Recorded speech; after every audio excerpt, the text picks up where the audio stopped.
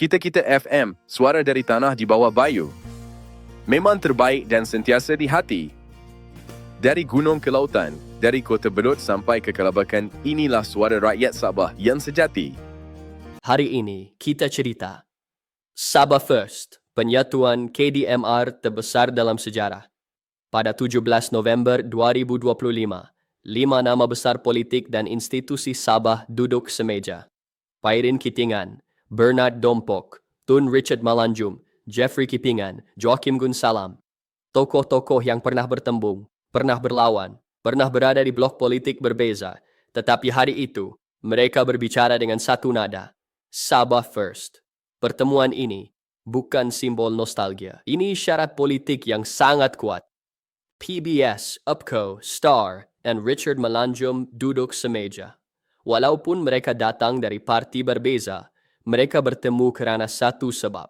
Sudah sampai masa Sabah diperintah oleh parti-parti Sabah sendiri. Bukan sebagai slogan, tetapi sebagai realiti politik masa depan.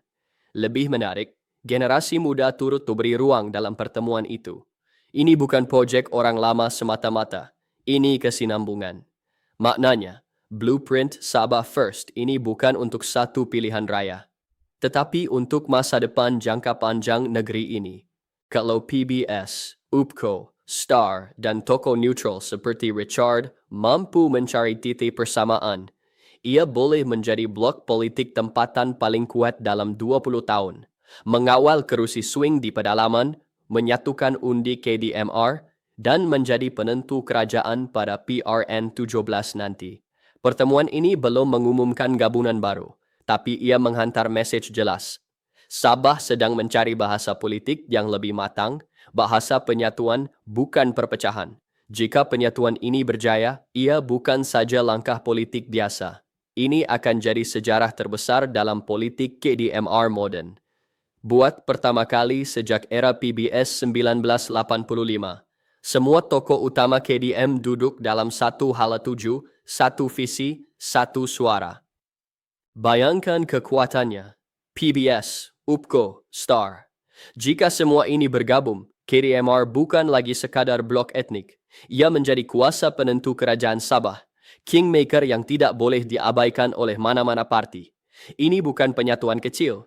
Ini potensi super blok yang boleh mengubah peta politik Sabah dalam satu malam. Kalau ini menjadi reality, akan menjadi permulaan kebangkitan politik KDMR yang paling bersejarah. Dan persoalan yang rakyat Sabah tanya sekarang, adakah ini langkah pertama menuju blok politik tempatan yang benar-benar solid? Atau ini permulaan gelombang baru yang akan menentukan siapa memimpin Sabah selepas PRN 17? Sabah sudah bersedia untuk perubahan.